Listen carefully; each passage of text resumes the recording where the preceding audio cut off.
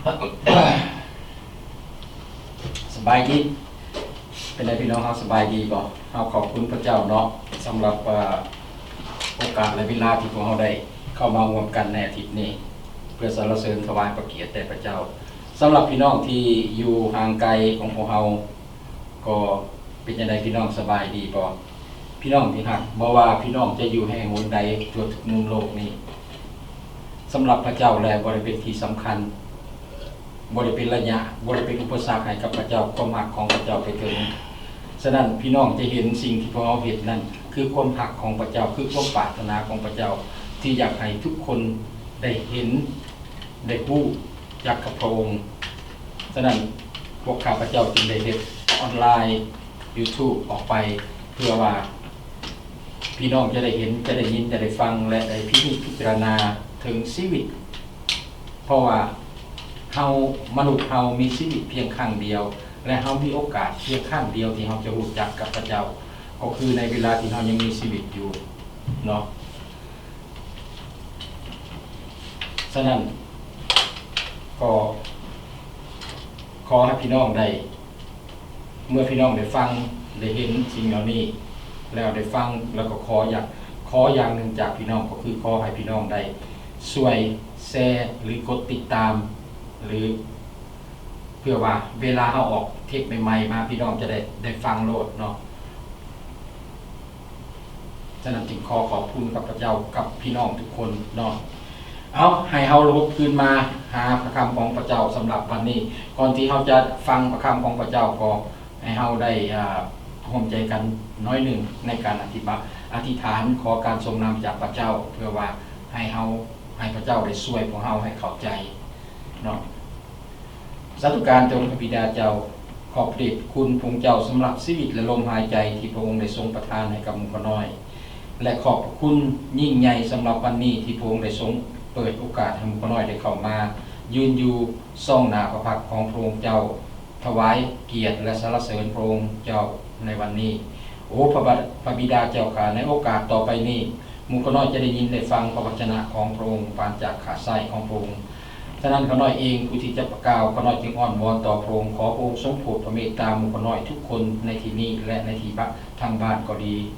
ขอพระองค์ทรงโปรดประทานสติปัญญาให้กับหมู่ข้าน้อยเพื่อว่าหมู่ข้าน้อยจะได้ใช้สติปัญญานั้นเข้าในการศึกษาในการฟังเพื่อจะพิจารณาและนำประคำเหล่านั้นไปประกอบใส่ในชีวิตประจำวันของหมู่ข้าน้อยให้เกิดดอกออกผลสำหรับตัวของข้าน้อยเองผู้ที่จะกล่าวก็เช่นเดียวกันพระบิดาเจ้าข้าข้าน้อยอ้อนวอนต่อพระองค์ขอพระองค์ทรงสถิตอยู่กับข้าน้อยในชั่วโมงนี้และขอพระองค์ทรงโปรดประทานสติปัญญาความเข้าใจและความสละให้กับข้าน้อยเพื่อข้าน้อยจะได้ใช้สติปัญญาของพระองค์นั้นเป่าประกาศของข่าวประเสริฐของพระองค์ให้ไปถึงหูทุกๆคนและพร้อมเดียวกันนั้นข้าน้อยเองก็ขอวิงวอนต่อพระองค์เจ้าขอพระองค์ทรงประทานฤทธิ์อำนาจต่อถ้อยคำทุกคำที่ได้กล่าวออกไปนั้นเป็นพระวจนะของพระองค์ที่ให้มีฤทธิ์อำนาจเพื่อทุกคนได้ยินได้ฟังแล้วจะเกิดการเข้าใจและมีการเปลี่ยนแปลงไปในทางที่ดีฉะนั้นข้าน้อยเองจึงขอฝากสมุนี้ไว้ในพระหัตถ์อันทรงฤทธิ์ของพระองค์อธิษฐานต่อพระองค์เจ้าโดยความเสื่อโดยพระนามบริสุทธิ์ของพระเยซูคริสต์เจ้าอาเมน อาทิตย์ที่แล้วนี่พวกเราก็ได้ฟังคำเทศนาเกี่ยวกับเรื่องว่าตอบสนองพระกรุณาคุณของพระเจ้าเป็นภาคที่1เนาะพวกเขาก็ได้ใส่อยู่ในพระธรรมโรมบทที่12ข้อ1 5ข้อ2และเขาก็ได้เว้ากันในข้อที่1นั่นเนาะว่าเฮาพระโลได้สักส่วนพวกเขาให้พวกเขาถวายตัวเพื่อให้เขาเป็นเครื่องบูชาที่มีชีวิตก็หมายความว่าในชีวิตของพวกเขานี่มันเป็นชีวิตที่ว่าให้เกียรติกับพระเจ้าถวายเกียรติให้กับพระเจ้าฉะนั้นชีวิตอันนี้จึงเป็นเครื่องบูชาที่มีชีวิตบ่แม่นเฮาเอาเข้าตอกดอกไม้มาถวายแก่พระเจ้าแต่เฮาเอาชีวิตของเฮาเอาความคิดเอาค่านิยมของเฮาที่เป็นค่านิยมของพระเจ้าเข้ามาสู่ชีวิตของเฮาเพราะว่าเมื่อเฮาได้รับเอาเยซูคริสต์พวกเฮาได้รับ ต้อนรับพระเยซูคริสต์แล้วเฮาได้ชีวิตที่บริสุทธิ์ใหม่จากพระเจ้าเฮาเอาชีวิตตัวนี้มาบูชากับพระเจ้าเป็นที่บริสุทธิ์และเป็นที่ชอบพระทัยของพระเจ้าที่สุดที่เฮาได้ให้เฮาได้นมัสการพระเจ้าด้วยสมกับฝ่ายวิญญาณของพวกเฮาในเวลานี้และในมื้อนี้พวกเฮาจะมาต่อในภาคที่2คืออยู่ในข้อที่2ในข้อที่2เพิ่นได้เว้าดังนี้อาจารย์เปาโลบ่ได้สักส่วนให้เฮาเพียงเฮาถวายโตเท่านั้นแต่ให้เฮาเปลี่ยนแปลงเปาโลได้สักส่วนพวกเฮาในข้อที่2มาดังนี้อย่าดำเนินชีวิตเหมือนอย่างชาวโลกนี้แต่จงรับการทรงเปลี่ยนแปลงจิตใจและอุปนิสัยของพวกเจ้าจึงจะเปลี่ยนใหม่เพื่อเจ้าทั้งหลายจะได้ฮู้นำพระทัยของพระเจ้าจะได้ฮู้ว่าอันใดดีอันใดเป็นที่ชอบพระทัยพระเจ้าและอันใดดีที่สุด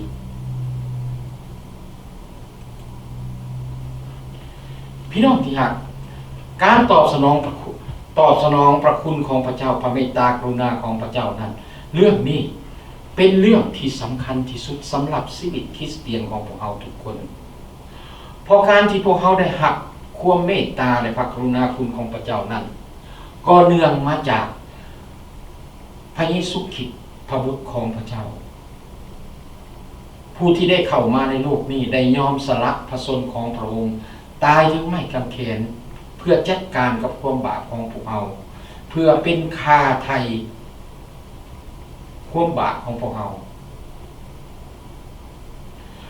พระเยซูคริสต์พระองค์เป็นผู้ที่บริสุทธิ์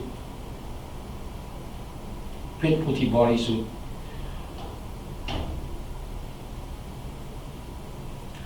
พระองค์ได้ยอมสละพระองค์เองตายเป็นคาไถ่ลบล้างความบาปของพวกเราให้พวกเราหลุดพ้นออกจากพระพิโรธของพระเจ้าพระพิโรธของพระเจ้านั้นคืออันไหนคือเขาได้ยินคำเทศนาในมื้อเช้านี้ถ้าเฮาบ่เฮ็ดตามพระบัญชาของพระเจ้าแล้วพระพิโรธอันสุดท้ายของพระเจ้านี่คืออันไหนคือหลังจากที่เฮาหมดอายุขัยจากโลกนี้แล้วในเวลาที่เฮายังมีโอกาสและมีชีวิตมีลมหายใจอยู่พระเจ้าพระเจ้าใช้คนของพระองค์ให้ไปบอกไปกล่าวไปเตือนพวกเฮาแต่เฮาปฏิเสธเฮาบ่ยอมรับและสิ่งที่เฮาจะรับหลังจากนั้นเป็นหยังคือพระพิโรธของพระเจ้าพระพิโรธของพระเจ้าคือเฮาจะต้องตกไปในบึงไฟนรกดังนั้นเรื่องการประกาศเรื่องไม้กางเขนของพวกเฮาในทุกวันนี้มันจึงเป็นเรื่องสำคัญสำหรับพวกเฮาที่เชื่อวางใจในพระเยซูคริสต์เพราะมันเป็นอย่างพี่น้องมันเป็นแรงที่มาของความรอดและการยกโทษการให้อภัยบาปของพวกเราทุกคนผู้ที่ตัดสินใจต้อนรับเอาพระคริสต์ผู้ที่ตอบสนองต่อการทรงเอิ้นและทรงเลือกของพระเจ้าดังนั้นพวกเขาจึงเห็นว่าเรื่องนี้เป็นเรื่องสำคัญเปาโลเองก็เห็นว่าเรื่องนี้เป็นเรื่องสำคัญเปาโลบ่ได้สักส่วนเฮาบ่ได้อวนพวกเฮาให้เข้ามาเป็นคริสเตียนเพียงแต่เท่านั้นแล้วจบได้รับความรอดจากพระเยซูคริสต์แล้วจบบ่เฮ็ดหยังต่อเปาโลบ่ได้เฮ็ดอย่างนั้นเปาโลอยากให้ชีวิตของพวกเฮาเกิดผลฉะนั้นอยู่ในข้อในโรมบทที่12ข้อ1เปาโลจึงได้สักส่วนพวกเฮาให้ถวายโตของพวกเฮาเองนี้ให้เป็นเครื่องบูชาหลังจากที่เฮาได้รับการต้อนรับเอาพระเยซูคริสต์ได้สำระล้างพวกเฮาด้วยพระโลหิตของพระองค์เฮาเป็นที่บริสุทธิ์ของสำหรับพระองค์แล้วพระองค์อยากให้เฮาถวายเกียรติแด่พระองค์เจ้าเปาโลได้ทราบซึ่งในที่นี้เราจึงสักส่วนของเขาเปาโลทราบซึ่งในความเมตตากรุณาคุณของพระเจ้าสักส่วนของเขาให้ถวายโตเพื่อเป็นเครื่องบูชาอันบริสุทธิ์ และเป็นที่ชอบพระทัยพระเจ้าและในโรมบทที่2บทที่12ข้อ2นั้นเปาโลจึงสักชวนพวกเฮาตื่มสักชวนให้พวกเฮาได้รับการเปลี่ยนแปลงจิตใจจริงๆเมื่อเฮาได้รับการสำเร็จแล้วให้เฮาเปลี่ยนจิตใจของเฮาแท้ๆเนาะเปลี่ยนอุปนิสัยของเฮาแท้เพื่อพวกเฮาทั้งหลายจะได้รู้จักถ้าเฮาบ่เปลี่ยนนิสัยของเฮาบ่เปลี่ยนการประพฤติของเฮาเฮาจะบ่รู้จักน้ำพระทัยของพระเจ้าและกุญแจดอกสำคัญที่สุดสำหรับการที่จะรู้จักพระประสงค์ของพระเจ้านั่นและพระประสงค์ของพระเจ้าจะสำเร็จในชีวิตของพวกเรานั้นก็แบ่งอยู่ในโรมบทที่12ข้อที่2คืออย่าดำเนินชีวิตเหมือนอย่างชาวโลกนี้แต่จงทรงหักการเปลี่ยนแปลงและอุปนิสัยของพวกเจ้าจริงจะเปลี่ยนเจ้าจริงจะเปลี่ยนใหม่เพื่อเจ้าทั้งหลายจะฮู้นามพระทัยของพระเจ้าจะฮู้ว่าอันใดดีอันใดเป็นที่ชอบพระทัยพระเจ้าและอันใดเป็นที่ดีที่สุดพี่น้องที่หากว่าจิตใจของเฮาบ่มีการเปลี่ยนแปลงอุปนิสัยของเฮาบ่ได้รับการเปลี่ยนใหม่นั้นมันยากที่เฮาจะฮู้จักนามพระทัยของพระเจ้าเฮาบ่ฮู้ว่าอันใดคือที่พระเจ้าต้องการจากเฮาและอันใดที่ดีที่สุดที่เฮาควรจะให้กับพระเจ้าเฮาฮู้แต่ว่าอันที่ดีที่สุดที่เฮาจะรับจากพระเจ้าคือพระพรเท่านั้น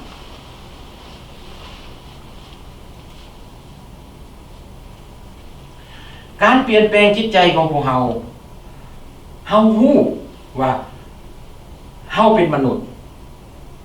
คือข้าน้อยเองก็เคยอธิษฐานต่อพระเจ้าเรื่อยๆว่าพระเจ้าข้าน้อยฮู้ว่าโตข้าน้อยเองเป็นมนุษย์ธรรมดาข้าน้อยมีความอ่อนแอในโตของข้าน้อยบ่สามารถที่จะเปลี่ยนแปลงได้ข้าน้อยฮู้ว่าบางครั้งข้าน้อยเฮ็ดผิดต่อพระองค์บ่ว่าจะผิดทางการประพฤติหรือการกระทำก็ดีหรือ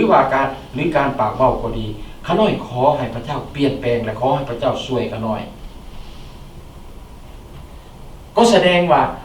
การที่จะเปลี่ยนแปลงจิตใจของพวกเฮานั้นพวกเฮาบ่สามารถเฮ็ดกับตัวเองได้เฮาจะต้องอาศัยพระวจนะของพระเจ้าและกำลังการทำงานของพระวิญญาณบริสุทธิ์ที่ทำงานอยู่ภายในจิตใจของพวกเฮาเพื่อความสำเร็จของพวกเฮา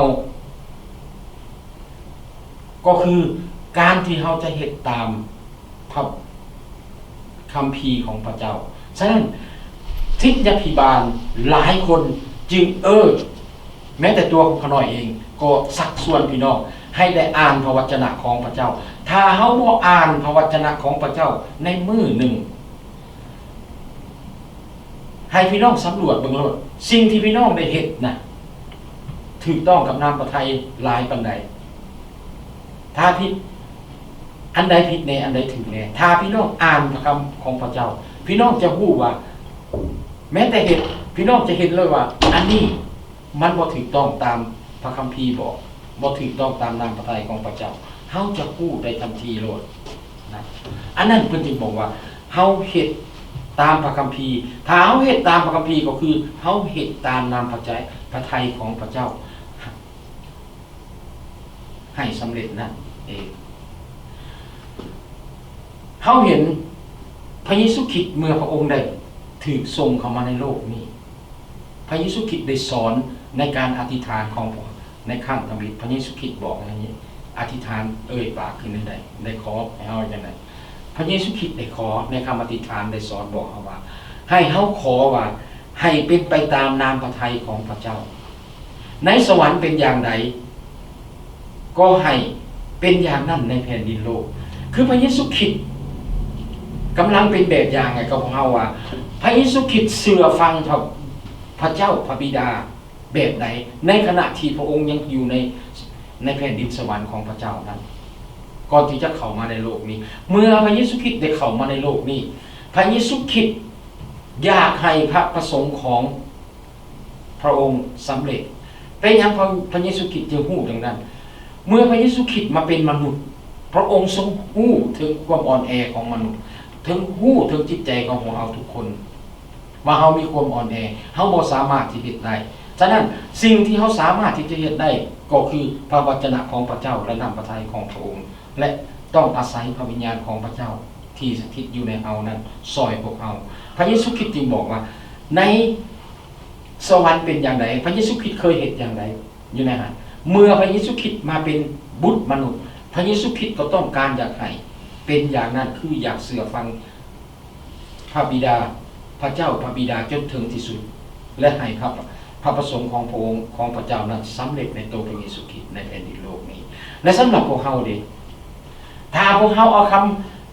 คำอธิษฐานเหล่านี้ของพระเยซูคริสต์มาพลายใส่ในตัวของเฮามันแปลว่าใดๆก็หมายความว่าในแผ่นดินโลกนี้เฮาเป็นผู้หนึ่ง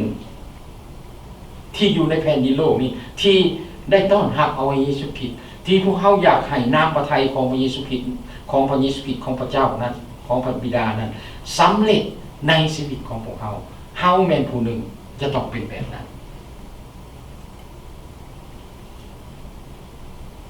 ให้เป็นเหมือนคือกับคำอธิษฐานของพระเยซูคริสต์ที่สอนไว้ให้สำเร็จเป็นจริงถ้าเฮาคิดอย่างนั้นพี่น้องที่รักข้าน้อยเข้าใจการประพฤติข้างนอกของพวกเฮาการประพฤติการปฏิบัติคาแรคเตอร์ของพวกเฮานะพวกเฮาบ่สามารถที่จะควบคุมมันได้แต่เฮามีสิทธิสามารถที่จะควบคุมจิตใจข้างในของเฮาได้เฮาสามารถที่จะให้พระเจ้าเข้าร่วมในการควบคุมจิตใจของเฮาร่วมนะในการทำงานคือเว้าถึงพระวิญญาณบริสุทธิ์ทำงานในจิตใจของพวกเฮานั้นเพื่อเฮ็ดหยังที่เฮาจึงได้สิ่งนั้นเพื่อเฮาต้องการให้น้ำพระทัยของพระเจ้านั้นสำเร็จเฮาต้องเปลี่ยนจิตใจบ่แม่นเฮาเปลี่ยนแต่ความคิดเท่านั้นแต่ค่านิยมและทัศนคติต่างๆที่อยู่ในจิตใจของเฮานั้นที่เพิ่นบอกว่าเป็นอันนั้นน่ะค่านิยมของโลกนี้เป็นความเข้าใจของโลกนี้เป็นพฤติกรรม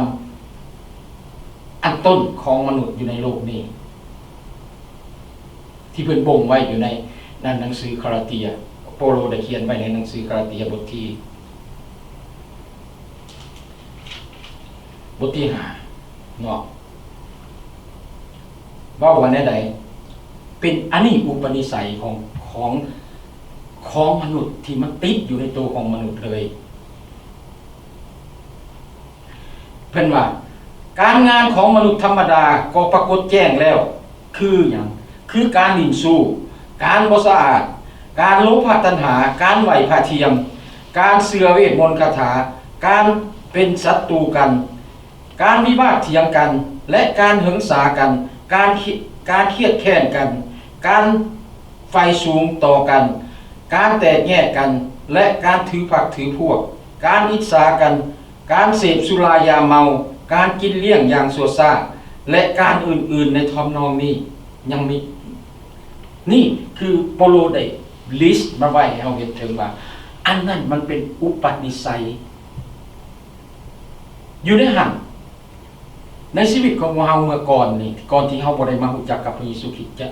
ในพระเยซูคริสต์นะพวกเรามีอันหนึ่งอยู่ในนี้หรือหลายกว่านั้นก็เป็นได้บางเทื่อพวกเราอาจจะมีขั้นเว้าหลายๆกว่าหมู่แล้วก็คือการเสพสุรายาเมาเนาะเอาเว้าที่มันง่ายที่สุดนะในอุปนิสัยของคนลาวเฮาของพวกเฮาในเวลานั้นในกระทั่งในเวลานี้เฮายังถือว่าการเสพสุรายาเมาการกินเหล้าเมาสุรานะเป็นเรื่องธรรมดาในชีวิตของพวกเฮาจะต้องกินจะต้องดื่มเพราะเฮาเป็นมนุษย์เห็นบ่นั่นแหละมันเป็นความคิดอยู่ในพระคัมภีร์โปโลได้บอกว่ามันเป็นความคิดเป็นค่านิยมเป็นความบ่ดีของนั้นฉะนั้นเมื่อเฮาอยู่ในจุดเมื่อเฮาถือเข้ามาในนี้โปโลเอิ้นให้เฮาเปลี่ยนมุมมองความคิดของพวกเฮาทัศนคติของพวกเฮามีหลายคนคริสเตียนของพวกเฮาเชื่อพระเยซูคริสต์ แต่ความคิดและการประพฤติยังเหมือนเดิมค่านิยมของข้าเจ้ายังเหมือนเดิมอุปนิสัยของข้าเจ้ายังเหมือนเดิมเปลี่ยนแปลงก็แต่ว่าเมื่อก่อนเขาเฮ็ดทุกอย่างเพื่อทุกอย่างด้วยความเชื่อมั่นตัวเองว่าสิ่งเหล่านั้นเป็นสิ่งที่สำเร็จของตัวเองแต่เวลานี้ขอให้พระเจ้าเข้ามาช่วยเพื่อเฮ็ดให้จิตใจเพื่อเฮ็ดให้ความมุ่งหวังของเขานั้นสำเร็จแค่นั้นเห็นบ่มันยังเป็นอยู่บนส่วนของเราฉะนั้นถ้าว่าเฮาหักเปลี่ยนแปลงความคิดทัศนคติค่านิยมแน่นอนพฤติกรรมของพวกเฮาก็จะมีการเปลี่ยนแปลงเมื่อพฤติกรรมของพวกเฮาเปลี่ยนแปลงอุปนิสัยอันเก่าๆของเฮาก็เปลี่ยนแปลงไปเหมือนกันอุปนิสัยใหม่ก็จะเกิดขึ้นมาแทนเมื่อเฮามีการเปลี่ยนแปลงที่มาจากพระคำของพระเจ้าและจากพระวิญญาณบริสุทธิ์ของพระเจ้าจะเฮ็ดให้เฮารู้จักนามพระทัยของพระเจ้าและจะเฮ็ดให้ชีวิตของเฮาเมื่อเฮารู้จักนามพระทัยของพระเจ้าเฮาเฮ็ดตามตรงนั้นมันจะเป็นหยังเฮาจะเกิดเป็นผู้ที่พระเจ้าพอพระทัย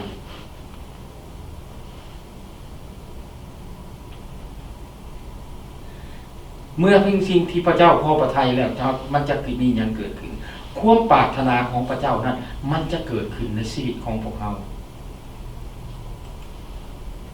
และเป็นจริงในชีวิตของพวกเราเพราะฉะนั้นแล้วบ่เพียงแต่เราจะได้รับความรอดจากพระเยซูคริสต์เท่านั้นแต่อาจารย์เปโลได้กล่าวว่าคนเหล่านั้นเหมือนคนที่ตายแล้วคือเขาตายยังไงคือเขาตายจากความคิดอุปนิสัยของมนุษย์แบบเดิมนั้นชีวิตของเขาชีวิตเก่าๆของเขาเจ้าได้ตายไปเขาได้เริ่มชีวิตใหม่การเชื่อในพระเยซูคริสต์เจ้าเป็นการเปลี่ยนแปลงชีวิตใหม่จริงๆชีวิตเก่าของเขาหั่นล่วงโรยไปเหมือนดังที่พระคำบอกชีวิตเมื่อเฮาอยู่ในพระคริสต์ชีวิตใหม่ของเฮาก็เริ่มขึ้นชีวิตเก่าๆก็ล่วงเลยไปแต่ว่ามีบางหลายคนหลายคนชีวิตใหม่ยังบ่เกิดชีวิตเก่าก็ยังติดหอยอยู่นั่นมันเป็นไปบ่ได้ถ้าเฮามีชีวิตใหม่เริ่มขึ้นความเข้าใจใหม่เริ่มขึ้นการเริ่มต้นใหม่เริ่มขึ้นมันจะเป็นอย่างไรคืออยู่ในคาลาเตียบทที่2ข้อ20โปโลได้เขียนไว้ดังนี้เฮาจึงบ่มีชีวิตอยู่แต่แม่นพระคริสต์เป็นผู้ที่มีชีวิตอยู่ในเฮาชีวิตที่เฮามีอยู่ในห่างกายเวลานั้นเฮาก็มีอยู่โดยทางความเชื่อในพระบุตรของพระเจ้าผู้ทรงหักเฮาและทรงสละพระชนเองแทนเฮาหมายความว่าในใดพี่น้องหมายความว่าชีวิตแบบเก่าของเฮานะความคิดแบบเก่าของเฮาความปรารถนาแบบเก่าของเฮาความใฝ่ฝันแบบเก่าของเฮานั้นได้หมดสิ้นไปแล้วเช่นเดียวกับอาจารย์โปโลเมื่ออาจารย์โปโลได้พบกับพระเยซูคริสต์เจ้าอาจารย์โปโลมีสิทธิในการที่จะเลือกทางเดินของเงินที่เมื่อเวลาเป็นพบกับพระเยซูคริสต์แล้วแต่ว่าโปโลเห็นอย่างโปโลตัดสินใจเดินตามแบบอย่างตามความใฝ่ฝันโมหิตกับความใฝ่ฝันของตัวเองแต่เห็นหันหลังให้กับเส้นทางของตัวเองเอาแผนการของพระเจ้าเข้ามาเป็นแผนการของตัวเองและเฮ็ดให้แผนการนั้นสำเร็จพี่น้องที่รักเมื่อโปโลเชื่อในพระเยซูคริสต์โปโลยังมีสิทธิที่จะเลือกที่จะเฮ็ดตามความใฝ่ฝันแบบเก่าอยู่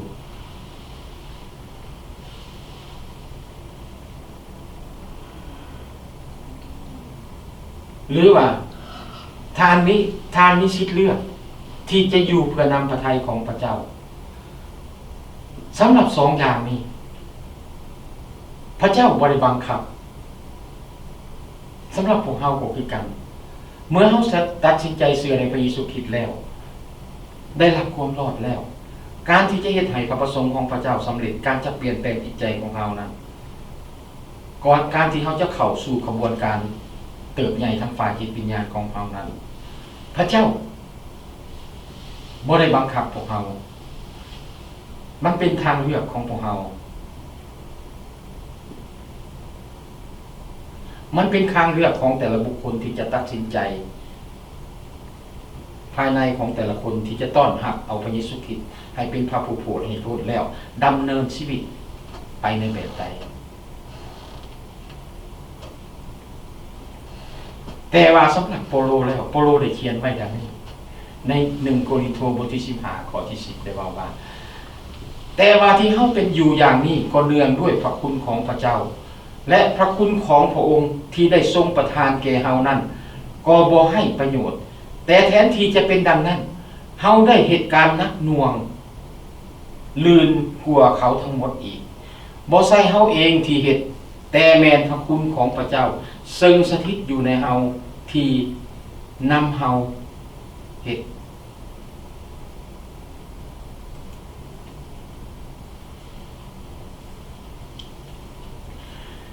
เฮาเห็นว่าการเกิดผลในชีวิตของอาจารย์เปโลนั้นเป็นเพราะโปโลได้ทราบซึ่งถึงพระกรุณาคุณของพระเจ้าที่มีต่ออาจารย์โปโลได้รับมาจากพระเยซูคริสต์เจ้าเนื่องด้วยพระคุณของพระเจ้าและพระคุณของพระเยซูคริสต์พระคุณของพระเจ้าและพระคุณของพระเยซูคริสต์ที่ทรงประทานให้แก่เฮาเห็นบ่อาจารย์โปโลได้เว้าที่ทรงประทานให้กับเพิ่นอาจารย์โปโลจึงได้กล่าวถึงการที่พระเยซูคริสต์ทรงเอิ้นในขณะที่ได้กล่าวให้เราเห็นในพระธรรมตอนหนึ่งที่บอกเราเห็นถึงการที่พระเยซูคริสต์ปรากฏตัวต่อโปโลในขณะที่เป็นกำลังเดินทางไปดามัสกัสในขณะที่โปโลเดินไปไปเมืองดามัสกัสนั้นโปโลมีความใฝ่ฝันและมีความตั้งใจจังไดพี่น้องฮู้บ่โปโลเป็นนักศาสนานักธรรมฟาริสัยเป็นผู้หนึ่งที่มีความหมายที่สุดสำหรับการนำวิญญาณของคนชาวยิวในเวลานั้นความใฝ่ฝันของโปโลในเวลานั้นต้องการที่จะปกปักรักษาพระศาสนายิวที่เป็นพระบัญญัติของพระเจ้าที่เอาให้โปโลได้ถืออย่างเคร่งครัดและโปโลบ่เห็นพ้องกับสิ่งเหล่านี้โปโลคิดว่าข้าวประเสริฐมันบ่มีหยังนั่นน่ะแต่ว่าเมื่อในทางการเดินไปของโปโลนั้นโปโลได้พบกับพระเยซูคริสต์โปโลได้เห็นว่าใดโปโลเพียงแต่ว่าเมื่อพบกับพระเยซูคริสต์ในเวลานั้นเราจะได้ถือกล่าวโทษหรือว่าจะต้องได้ถือโทษอย่างใหญ่หลวงกับการนั้นแต่ว่าโปโลได้ถูกแต่งตั้งไว้ให้ไปประกาศข่าวประเสริฐและโปโลคิดว่าสำหรับเรื่องนี้แล้วบ่แม่นพระคุณของพระเจ้านั้นมันเป็นไปบ่ได้เพราะว่าโปโลได้ข่มเหงคริสตจักรได้ทำให้คริสเตียนได้ต่อเป็นการข่าวประเสริฐของพระเจ้าในหลายด้านแทนที่ว่าโปโลจะถูกพิพากษาลงโทษเมื่อพระเยซูคริสต์ปรากฏต่อหน้าแต่พระเยซูคริสต์กลับแต่งตั้งทานไว้ให้ออกไปประกาศข่าวประเสริฐเห็นบ่พี่น้องจนโปโลบ่สามารถที่จะหาขอแก้ตัวได้กับสิ่งที่เราเห็นมาพระกรุณาคุณของพระเยซูคริสต์ก็มีกับพวกเฮาเช่นเดียวกันถ้าหากว่าพวกเฮาหักตระหนักฮู้เมื่อพวกเฮาฮู้ว่าเมื่อเฮา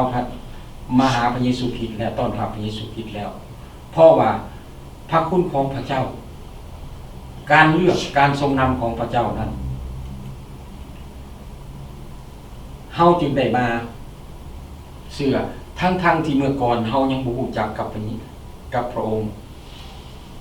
ค์ยังเปิดโอกาสให้พวกเฮารู้จักและได้มาหาความรอด ที่พวกเขาเอิ้นว่าพระคุณอันยิ่งใหญ่ของพระเจ้าพี่น้องที่รักถ้าเฮาทราบซึ่งในพระคุณของพระเจ้าหลายเท่าใดการอุทิศตนของพวกเราก็จะเกิดมีหลายขึ้นเท่านั้นเหมือนกับอาจารย์โปโลฮู้จักคุณค่าและฮู้จักความทราบซึ่งในชีวิตเบื้องเก่าและเบื้องใหม่ของเพิ่นและเฮ็ดให้เพิ่นเฮ็ดหยังเฮ็ดให้เพิ่นถวายโตยิ่งขึ้นเห็นบ่พวกเขาก็เช่นกันถามว่าพวกเขาทราบซึ่งในสิ่งเหล่านั้นโปโลบอกว่าโปโลได้หักพระคุณอันล้นเหลือถ้าสมเทียบใส่กับสิ่งที่โปโลได้เฮ็ดมาดังนั้นเมื่ออาจารย์โปโลได้หักการให้อภัยบาปแล้วได้หักการให้อภัยจากพระเยซูคริสต์แล้วเพิ่นบอกแนวใดเพิ่นบอกว่าพระคุณของพระองค์ที่ได้ทรงประทานแก่เฮานั้นบ่ให้ประโยชน์พระคุณที่พระเยซูคริสต์มอบหรือว่าโอกาสที่พระเยซูคริสต์มอบให้กับอาจารย์เปโลนั้นอาจารย์เปโลบอกว่าอย่างอาจารย์เปโลบ่ได้ปล่อยไปให้มันให้ประโยชน์พี่น้องดีหักในบ่อนนี้ให้เฮาลบคืนมาสำรวจเมืองตัวของเฮาเองในเมื่อพวกเฮาได้รับความรอดจากพระเยซูคริสต์แล้วเฮาได้รับความพ้นได้พ้นจากหนีกรรมได้พ้นจากความบาปของพวกเฮาแล้วเฮาปล่อยให้พระคุณนั้นของพระเยซูคริสต์นั้นปล่อยไปซื่อๆบอกเฮาเห็นโปโลเมื่อโปโลได้รับแล้วเราบ่ได้เฮ็ดตามชีวิตแบบเก่าเดินตามความใฝ่ฝันอย่างเก่าอยากเป็นใหญ่เป็นโตในสภาเซนเฮรินอยากเข้ามาเป็นอยากมาเป็นผู้สำเร็จทางด้านทางด้านศาสนาอยากเป็นผู้ที่สำเร็จอย่างนั้นเราเฮ็ดอย่างนั้นบอกท่านกล่าวว่าพระคุณของพระเจ้าเอาพระคุณของพระเจ้าและมาดำเนินชีวิตของเพิ่นไปตามความใฝ่ฝันของพระเจ้าคือเพิ่นได้บอกว่าแต่แทนที่จะเป็นดังนั้นแทนที่มันสิให้ประโยชน์มันเป็นอย่างไรเฮาได้เหตุการณ์นักหน่วงลืนกว่าเขาอื่นเขาทั้งหมดอีกคือโปโลได้ทุ่มเทชีวิตจิตใจของเราบ่ใช่ฮักและก็บอกอีกว่าสิ่งทั้งหมดที่เพิ่นเฮ็ดไปนั้นบ่แม่นเพิ่นเฮ็ดเองแม่นพระคุณของพระเจ้าซึ่งสถิตอยู่นำเฮาที่เฮ็ดก็คือว่าแม่นสิ่งที่พระเจ้าใส่คือพระเจ้าได้ประกอบพระวิญญาณบริสุทธิ์ให้กับเฮาทุกคนนะพระวิญญาณบริสุทธิ์ช่วยโปโลในการทำงานนี่คือการตอบสนองพระคุณพระเมตตาคุณของพระเจ้าตามแบบอาจารย์โปโลที่ขอห้องและต้องการให้คริสเตียนชาวโรมในเวลานั้นและคริสเตียนของพวกเราในเวลานี้อาจารย์โปโลได้กล่าวต่อไปว่าผลการถวายของพวกเรานั้นพระเจ้าก็คือการหับไส้ผลการถวายของพวกเรากับพระเจ้านั้นก็คือการหับไส้ตามนามพระทัยของพระเจ้าคืออยู่ในโรมบทที่12ข้อที่4 5ข้อที่8ได้ว่าในเพราะว่าห่างกายอันเดียวมีอวัยวะและอวัยวะเหล่านั้นก็มีหน้าที่อย่างเดียวกันสันใดพวกเขาผู้มีหลายคนก็เป็นห่างกายอันเดียวกันในพระคริสต์และเป็นอวัยวะแก่กันและกันฉันนั้นเฮาทุกคนได้รับของพระราชทานที่แตกต่างกันตามพระคุณที่พระองค์ได้ทรงโปรดประทานแก่เฮาคือถ้าเป็นการประกาศพระธรรมก็จงประกาศตามขนาดแห่งความเชื่อถ้าเป็นการประกาศก็ถ้าเป็นการปฏิบัติก็จงปฏิบัติถ้าเป็นการสั่งสอนก็จงสั่งสอนถ้าเป็นการเตือนสติก็จงเตือนสติถ้าเป็นการบริการก็จงบริการด้วยใจกว้างขวางผู้คุ้มครองก็จงคุ้มครองด้วยเอาใจใส่ผู้ที่แสดงความเมตตาก็จงแสดงด้วยความยินดีเปาโลได้เปรียบเทียบเราเห็นอยู่ในบทนี้ว่าพวกเฮาแต่ละคนที่อยู่ในที่นี้เป็นอวัยวะส่วนหนึ่งของพระเยซูคริสต์พระเยซูคริสต์เป็นพระกายพวกเฮาเป็นอวัยวะส่วนหนึ่ง และของประธานน่ะเฮาจะได้รับแตกต่างกันคือเฮาจะได้รับหน้าที่ในการทำงานของพระเจ้านั้นแตกต่างกันบ่แม่นว่าเฮาจะต้องท่าเฮ็ดหน้าที่ตัวนี้เฮาจึงได้รับพระพรจากพระเจ้าบ่แม่นเช่นนั้นพี่น้องเฮามีหน้าที่ที่จะตอบสนองต่อการรับใช้ของพระเจ้านั้นในหลายรูปแบบ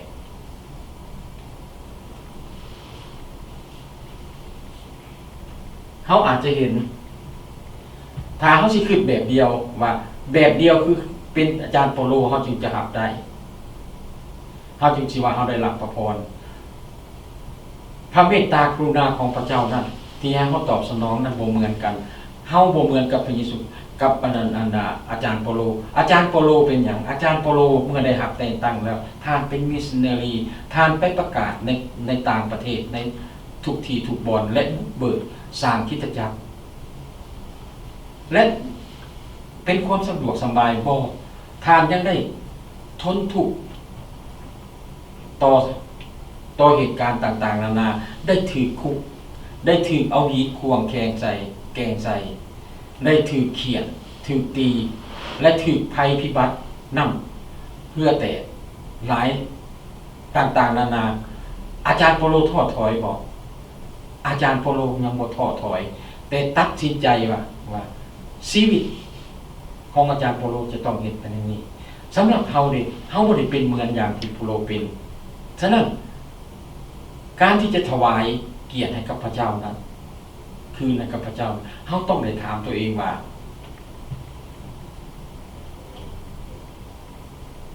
ชีวิตที่เฮายังเหลืออยู่นี่เฮาจะปฏิบัติรับใช้ต่อพระเจ้าอย่างไรเพื่อเฮ็ดให้น้ำพระทัยของพระเจ้าสำเร็จและเฮ็ดให้เฮาจะเฮ็ดแนวใด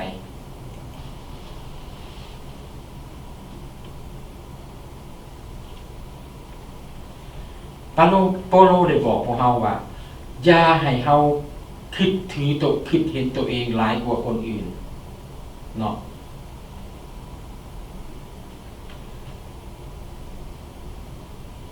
ให้เฮาเฮ็ดทุกอย่างให้สมกับขนาดที่เฮาสามารถเฮ็ดได้ถ้าเฮารู้จักข้อนี้นะเฮาก็เข้าใจได้ว่าการถวายตัวของเฮาอยู่ในโบสถ์ในวิหารมันบ่จำเป็นแต่ที่เฮาจะเป็นศิษยาภิบาลหรือว่าเป็นเฒ่าแก่หรือว่าเป็นครูสอนแต่เฮาต้องเข้าใจอย่างหนึ่งในการดำเนินชีวิตของพวกเฮาดำเนินชีวิตตัวจริงของพวกเฮาเฮ็ดงานอยู่ในโรงงานบ่ว่าจะเป็นโรงงานใดก็ดีถามแต่ว่าจุดประสงค์ในการทำงานของเฮาในอาชีพของเฮานั้นคือหยังเฮาทำงานนั้นเพื่อหยังแล้วเฮาต้องเข้าใจอีกอันหนึ่งที่พระเยซูคริสต์บอกกับพวกเฮาคือให้พวกเฮาเป็นเกลือและแสงสว่างถ้าว่าเฮาเข้าใจจุดนี้เฮาจะเห็นว่าการถวายตัวของพวกเฮามันบ่อยู่เพียงแต่ในโบสถ์อยู่ในสถานที่ต่างๆในการทำงานของพวกเฮาก็ดีในโรงเรียนก็ดี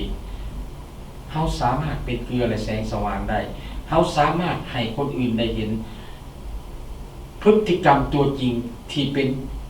ENA ของพระเยซูคริสต์ให้เขาเห็นได้นั่นเพื่อนำพระทัยของพระเจ้าจะสำเร็จความหมายก็คือว่าเปาโลกำลังบอกว่าอย่าเอาความใฝ่ฝันของพวกเรา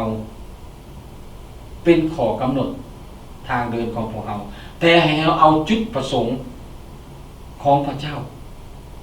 นั่นเข้ามาแทนที่ความตั้งใจของเราที่อยากเฮ็ดตามพระประสงค์ของตามจิตใจของเราเองเพื่อให้เป็นผลสำเร็จของเรานั้นแต่เราเ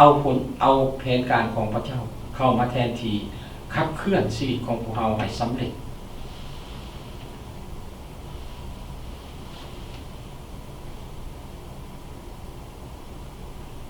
เพื่อให้ชีวิตของพวกเราเกิดประโยชน์ให้กับพระเจ้าฉะนั้นเปาโลจึงขึ้นต้นว่าเพราะว่าในห่างกายอันเดียวกันนั้นเฮายังมีอวัยวะหลายอย่างหมายความว่าเฮาแต่ละคนนั่นอยู่ในโบสถ์ในวิหารสามารถเป็นอวัยวะสามารถทำหน้าที่หลายอย่างอยู่ในห่างกาย โปโลได้ซี่เอาเห็นอย่างคักแน่อยู่ในคักในห่างกายของเราตาของเราจะไปเป็นตีนยางบ่ได้เห็นบ่ตีนจะมาเป็นตาเบิ่งหนทางให้เราบ่ได้ตีนก็จะทำหน้าที่ตีนพาไปตาก็จะเบิ่งหนทางให้เห็นบ่มันช่วยกัน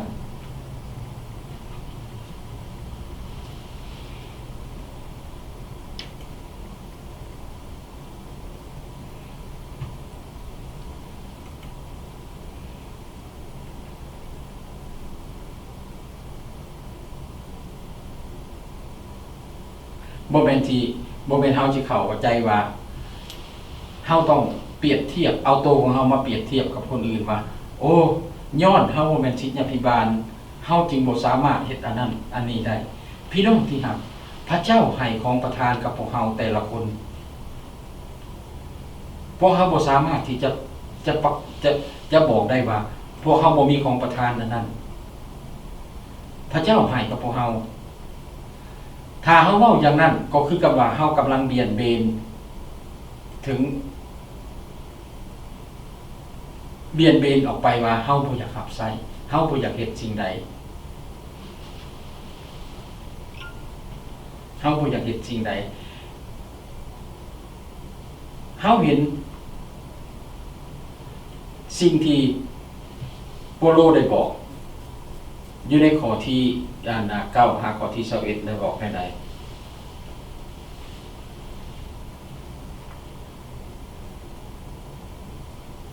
ให้เฮาดำเนินชีวิตแบบนี้คือจงหักด้วยจิตใจจงเกียรติชังด้วยจงเกียรติชังสิ่งที่ชั่วและยึดมั่นสิ่งที่ดีอันใดคือความหักที่จริงความหักที่จริงก็คือความหักที่มาจากพระเจ้าความหักที่พระเจ้าของพระเจ้านั้นเป็นความหักที่จริงใจอยู่เสมอความหักของพระเจ้าเป็นความหักที่บริสุทธิ์เป็นความหักที่อ่อนหวานที่ออกมาจากส่วนลึกของจิตใจเฮาเห็นความหักของพระเยซูคริสต์ที่ออกมาจากจิตใจของพระองค์ที่มีความปรารถนาต่อมนุษย์แม้ว่ามนุษย์บ่ได้เห็นต่อสิ่งที่พระเยซูคริสต์ได้เฮ็ดหมดทุกคนแต่พระเยซูคริสต์ได้เฮ็ดสิ่งเหล่านั้นให้กับมนุษย์ฉะนั้นเฮาเห็นว่าสิ่งเหล่านั้นพระเยซูคริสต์หรือว่าพระเจ้ากำลังเป่งความหักของพระองค์นั้นเข้าใส่จิตใจของเฮาแล้วพระองค์ต้องการอยากให้เฮาเลื่อมลดความหักเหล่านั้นออกไปเพิ่นจึงบอกว่าจงหักด้วยจริงใจอย่าหักแบบเฟกคือหลายคนที่เคยหักหลายคนที่ถ้าเฮาเบิ่งอยู่ในนานๆโซเชียลมีเดียหลายคนเฮาสิเห็นบอกความหักต่างๆนานาบางคนจะบอกว่าให้เฮาหักคนที่เป็นตาหักถามแน่ว่าก่อนที่เฮาจะมารู้จักกับพระเยซูคริสต์นั้นพระเยซูคริสต์หักเฮาหักพระเยซูคริสต์ก่อนบ่เฮาบ่ได้หักพระเยซูคริสต์ก่อนและเฮาก็บ่ฮู้อีกเฮาเป็นหน้าหักที่พระเยซูคริสต์จะหักเฮาบ่แต่พระเยซูคริสต์หักเฮาด้วยความจริงใจจงเกลียดชังสิ่งที่ชั่วจงยึดมั่นสิ่งที่ดีจงหักกันเหมือนสันพี่น้องส่วนการให้เกียรติแก่กันและกันนั้นจงถือว่าผู้อื่นดีกว่าตนอย่าขี้ข้านพี่น้องอย่าขี้ข้านแต่เอาใจใส่จงมีจิตใจห้อนคนด้วยพระวิญญาณให้เฮามีจิตใจห้อนคนที่จะปฏิบัติพระเจ้ามีจิตใจห้อนคนที่จะเฮ็ดให้พระประสงค์ของพระเจ้าสำเร็จจงบูรบัติพระองค์ผู้เป็นพระเจ้าจงสมสื่นยินดีในความไว้วางใจจงอดทนต่อความยากลำบากจงมันเอาใจใส่ในการไหว้วอนจงซอยภัยพ้นของพระองค์เมื่อขัดสนจงตอบต้อนรับแขกด้วยใจเลื่อมใสจงอ้อนจงอวยพรแก่คนที่ข่มเหงเจ้าจงให้พรอย่าปล่อยด่าจงสมสื่นยินดีผู้ที่สมสื่นยินดีจงห้องไห้กับผู้ที่ห้องไห้จงเป็นน้ำหนึ่งใจเดียวกันอย่าคึกใหญ่ไฟสูงแต่จง หักหู้คนสามัญต่ำต้อยอย่าถือตัวว่าเป็นผู้ฉลาดอย่าเฮ็ดชั่วตอบแทนการชั่วแก่ผู้ใดผู้หนึ่งแก่ผู้ใดแต่จงพยายามเฮ็ดแต่สิ่งที่ทุกคนเห็นว่าดีถ้าเป็นไปได้ในเรื่องที่เกิดขึ้นอยู่กับพวกเจ้านั้นจงอยู่อย่างสงบสุขกับคนทั้งปวงพวกที่หักอย่าแก้แค้นแต่จงมอบการนั้นไว้แก่พระพิโรธด้วยว่ามีคำเขียนในพระคัมภีร์ว่าองค์พระผู้เป็นเจ้าทรงกล่าวว่าการแก้แค้นเป็นธุระของเฮาเองจะเป็นผู้ตอบแทนแต่ถ้าศัตรูอยากเขาจงให้เขากินอยากน้ำจงให้เขาดื่มเพราะถ้าว่าเฮาเฮ็ดอย่างนั้นก็เป็นการกองไฟแดงใส่ถึงหัวของเขาอย่าให้ความชั่วชนะเจ้าแต่จงชนะความชั่วด้วยความดีนั่นคือการประพฤติที่โปโลกำลังให้เฮาเฮ็ดที่กำลังสุกยุ่งให้เฮาเฮ็ดในการถวายตัวของพวกเฮาคือให้เฮาได้เฮ็ดสิ่งนั้นให้กับพระเจ้าอย่าให้เฮาถือเครียดถือแค้นหรืออยากเอาชนะให้เฮาพยายามที่อย่าให้ความชั่วนั้นชนะเฮาแต่เฮาจะต้องชนะความชั่วนั้นด้วยความดี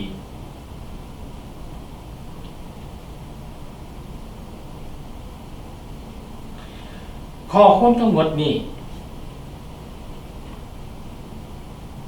เปาโลเฮ็ดได้ย้อนเหตุผลใดย้อนใดเปาโลยังได้บอกว่าสิ่งทั้งหมดที่เฮ็ดนั้นแม่น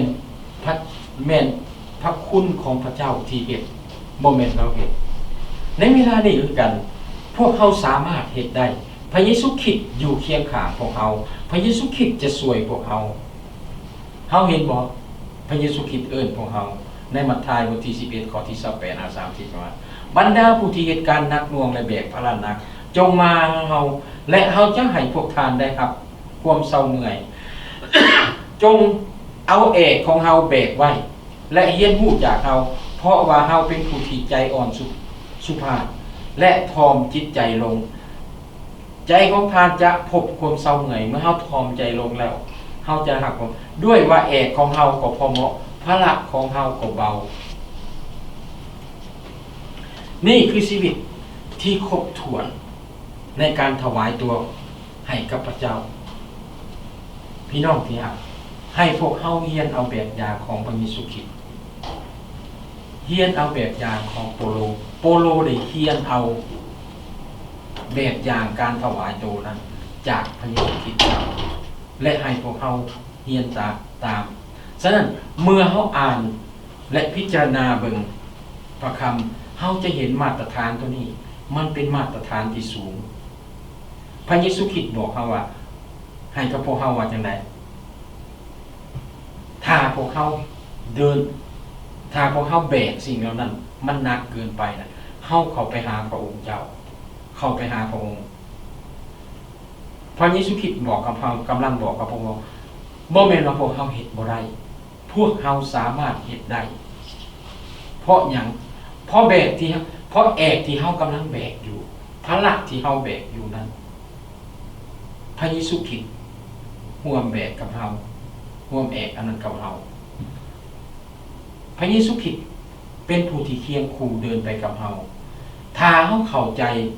พระกรุณาคุณของพระเจ้าเฮาตอบสนองต่อการทรงเอิ้นทรงเลือก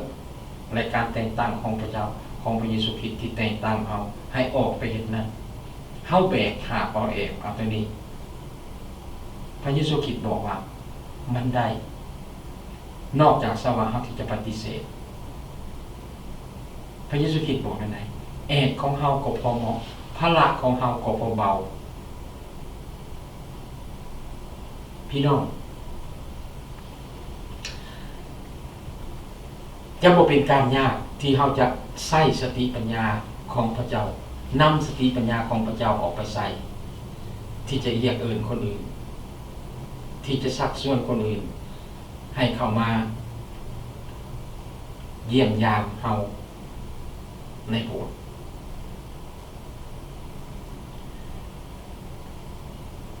บ่แม่นว่าคริสตจักรจะให้เฮาต้องรู้จักไปสอนคนอื่นและจึงออกไปหาคนอื่นแต่คริสตจักรกำลังสักส่วนให้เฮาทำหน้าที่อย่างหนึ่งคือให้เฮาเป็นคนที่รับแขกสักส่วนคนอื่นให้เขามาถวายฉะนั้นพระเยซูคริสต์จึงบอกว่าสิ่งเหล่านี้บ่หนักดอกเฮาเฮ็ดได้ฉะนั้นพี่น้องที่รักสุดท้ายให้เฮาคิดอย่างนี้เฮาบ่ฮู้ว่าในชั่วโมงต่อหน้าและในเวลาต่อหน้าในอนาคตต่อหน้าเฮาเฮ็ดอย่างใดแน่แต่สิ่งหนึ่งที่เฮาสามารถที่จะเฮ็ดได้ก่อนอื่นใดเมื่อถ้าเฮาถวายตัวให้กับพระเจ้านั้นให้เฮาตื่นขึ้นมาในทุกเช้านั้นก่อนเฮาจะทำงานอันใดอันหนึ่งให้เฮาอธิษฐานถวายตัวให้กับพระเจ้าขอให้พระเจ้าทรงนำชีวิตของพวกเราว่าเฮาจะเฮ็ดอันใดเพราะว่าในวันนี้บ่ฮู้ว่าเฮาจะพบกับคนใดบ่ฮู้ว่าเฮาจะเผชิญกับเหตุการณ์อันใดฉะนั้นเฮาขอให้พระเจ้าทรงนำพาในชีวิตของพวกเราว่าเมื่อเฮาพบกับคนใดคนหนึ่งให้เฮาสามารถมีสติปัญญาและให้เฮาสามารถใช้สติปัญญาของพระเจ้านั้นเว้าลงกับพระเจ้าสักส่วนพระเจ้าหรือว่าซอยเหลือพระเจ้าในด้านใดด้านหนึ่งที่เขาขัดสนนั้นให้เขามาเห็นสง่าราศีของพระเจ้าได้พระเยซูคริสต์ผู้ถือแอกห่วงกับเฮาพระองค์จะซอยเฮาเพราะพระองค์ทรงบอกกับพวกเฮาได้ว่าไว้เรียบร้อยแล้วก่อนที่พระเยซูคริสต์จะจากพวกเฮาไปหาพระบิดาพระเยซูคริสต์ว่าไงนะเมื่อพระเยซูคริสต์ไปพระเยซูคริสต์จะให้พระวิญญาณบริสุทธิ์เข้ามา